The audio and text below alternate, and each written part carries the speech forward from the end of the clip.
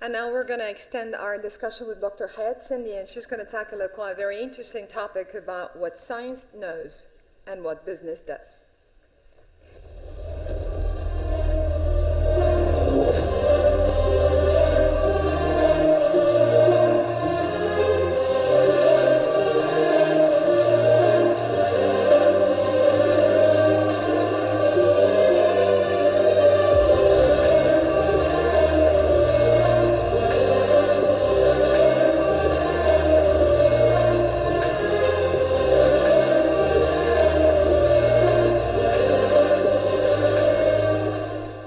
One more time, put your hands together for Dr. Hayat Sindi.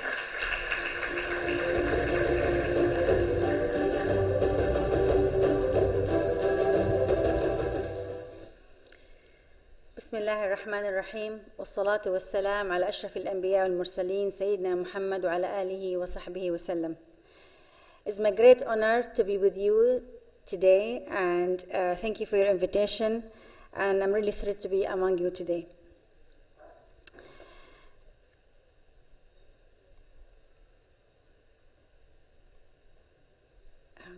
Just waiting for the presentation. Okay.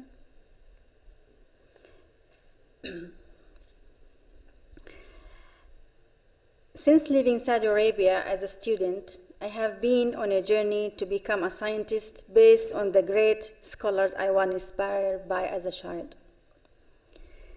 This inspiration is what pushed me so strongly against many odds to work as hard as I needed to be accepted and to study at the world-best universities, including King's College London, Cambridge, MIT, and Harvard. And even since those early years of inspiration, my passion and my story has been about connecting science to social needs and to engaging the hearts and minds of young people. Strong societies depend on them. The future depends on them. So it's my priority to use my passion to connect young people to greater possibilities through innovation. Of course, as a scientist, I know that great discoveries and true innovation cannot occur in a vacuum. Innovation requires a network of minds and a network of resources working together to create long-term value for investors and for societies. To this end, I have established the I2 Institute for Imagination and Ingenuity in order to create an ecosystem of entrepreneurship and social innovation for scientists, engineers, and technologists in the Middle East and beyond. I2 ecosystem works at several levels to create hope and positive change. It feeds innovation by aligning science and social values. It offers inspiration by encouraging imagination and providing the resources to make it real. And it creates impact by building a model for sustainable results. First, I2 begins by approaching innovation through a holistic lens of science, social values. That is, science should always ask how it can solve problems and improve people's lives.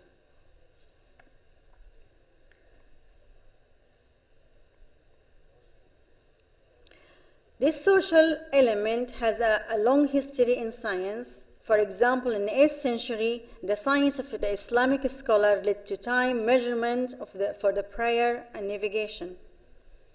Francis Bacon believed science should aim at practical invention for improvement of all human life. Later, the desire to solve human problems led to innovations like electrification, the automobile, and airplane, and a greater understanding of man himself. Science, like innovation, cannot be born in a vacuum. nor should it exist without a focus on solving problems to improve the lives of people and societies. Publications, patents, and tenure are part of the process, but the power of these achievements should be used to advance humanity. This balance doesn't come at the expense of our economies, but instead can actually fuel our economy. Take, for example, the North Carolina Center, which started in 1984. The tobacco, it started with the human problems. The tobacco, textile, and furniture markets were being eroded and people were losing their jobs. The governor of North Carolina saw the bioscience was starting to grow and believed the industry could create jobs in this state.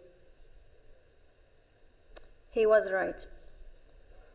Now there are more than 500 companies thriving there, which shows that science and social need can go hand in hand to solve economic and social problems in a sustainable way.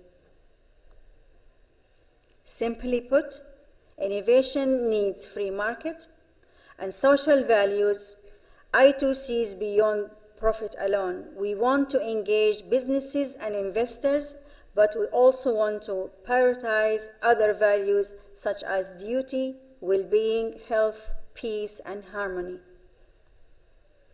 We need to engage enterprise and society as partners in innovation and in common good. It is not only our responsibility, but also our opportunity, and it is the fundamental principle on which I2 ecosystem is built. The second component of I2's ecosystem is inspiration, by which I mean not just the freedom to imagine, but also the resources to translate imagination into reality. Right now, many of our young people have access to education, but not to opportunities, which is to say, a lack of access to hope. They may have brilliant ideas, but they don't have anyone telling them their ideas are possible or giving them the skills and resources to bring those ideas to life. Let me share some statistics with you. About 47% of the Arab population is 18 years old or younger. Arabs are young on average. We must recognize the part our youth can and the part our youth can and will play in shaping our region's future and its economy. We have culturally instinct fear of failure, a high sort of 51% on the risk aversion index. Additionally, the Middle East has a nascent domestic investor community, and our investor interest is much lower for science-based ventures. To stop this, I2 wants to create more opportunities at home and more hope here at home. We will provide inspiration through direct mentorship and networking, but we will also provide concrete resources like training in business and communication skills to give young people the means to make their ideas happen,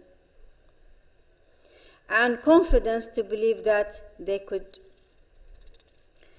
Let me share with you this story. This is a picture of Ahmed, who lives in Dammam in Saudi Arabia. Ahmed's mother was giving him a bath before bed, and she was telling him about my inventions. He never met me, and he never saw me. But when was ready to go to bed, he sent me this message. He was asking me help. Could I give him my sensor for use in his spaceship, which he will invent one day to go to the moon. He said, "Please help me." Here's a bright young mind representing an example of a whole new generation of potential. I also get emails from older youth, from college and post-college students who reach out to me with more fully formed, educated ideas. They are examples of the opportunities that we could capture with sufficient resources. So with mentors and with science itself, small things can create big change. Mentorship changes everything. Imagine how different your own life is because of a mentor, teacher, or a leader who believed in you and showed you that your ideas and dreams not only mattered but could be realized. Now, imagine an institution that does that. I too will help young people see the big picture. After all, where one person saw a mold on a crusty, pretty dish, another person saw that as a mold pattern could be something else. Indeed, the mold pattern was from penicillin. Innovation needs dreamers, but innovation and imagination are in service of I2 ultimate goal, deep and lasting impact. One unique ecosystem creates a sustainable model by giving the youth a strong platform to expand their skills and believe in their ideas, and by giving business the opportunity to help realize them. Existing enterprise and new enterprise will both benefit, as will society at large, given our emphasis on social science. I'm not here today to define the exact plan of I2, but rather to explain that in building our ecosystem, we are committed to testing, refining, and retesting until the ecosystem performs consistently and successfully for our students and for our opportunities.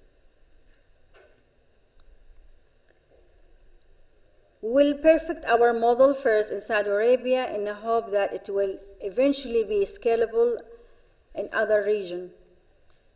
There is so much at stake, and we want to make as much of a difference as possible. That's why we are not interested in creating instances of innovation, but environments of innovation. I2 ecosystem is both necessary and unique. It allies science and social innovation. It provides inspiration and concrete resources, and it creates sustainable, scalable change. I2 elevates and unites innovation, inspiration, and impact. I2 will give our youth the freedom to imagine and the freedom to move the target. I2 will give our youth the courage to not fear failure, but instead to do, to learn, and to keep doing, for having the confidence to try is the root of all innovation. I2 will give our youth the power not just to paint the future, but to be the future. This is Imagination, Institute for Imagination and Ingenuity. Please visit our innovation page at institute.org to read about the structure and approach of our fellowship program.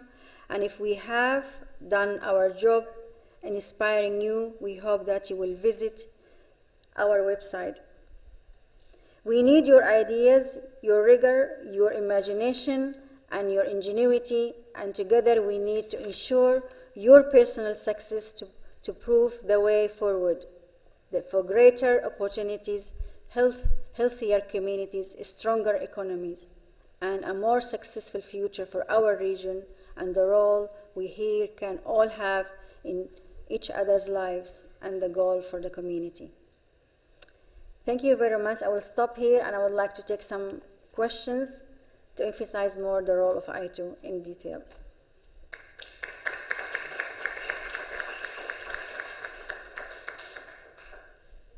Any questions? Yes. My name is Bunpin. Can you please share on mentoring? Thank you. Yes, mentorship is a high priority. I think it's everything for our lives. As I mentioned, how many of us, our life changed because of a mentor, of a teacher, of inspired leader you read about in the book. So when somebody joined the program of Fellowship of I2 Institute, they will have instant two mentors, one international and one local, to be able to guide them, to help them, to have a conversation, to guide them through the way. Entrepreneurship journey is a unique journey, is a lonely journey. And also you need somebody who already been there on a field to give you the knowledge, to give you the expertise. So, so we have mentors are dedicated, of course, to the field of the entrepreneurs. If somebody who has have an invention in IT, for example, in computer or on health, so we dedicate to them mentors who are the international scope, and also with local, because at the end of the day, you want to see the ideas become to companies based in the local community. So without the knowledge of know-how in the local community, it will be difficult for the entrepreneur to imagine how he can execute. So, and that's the whole idea. We expose them to the best model around the world, but at the end of the day, I don't want them to create another Harvard or MIT in my country or in the Arab world, because you cannot create another model. What you can do is we come and see what opportunities do you have, and you push the boundaries with the way you learn to create the model that's perfect for the local community.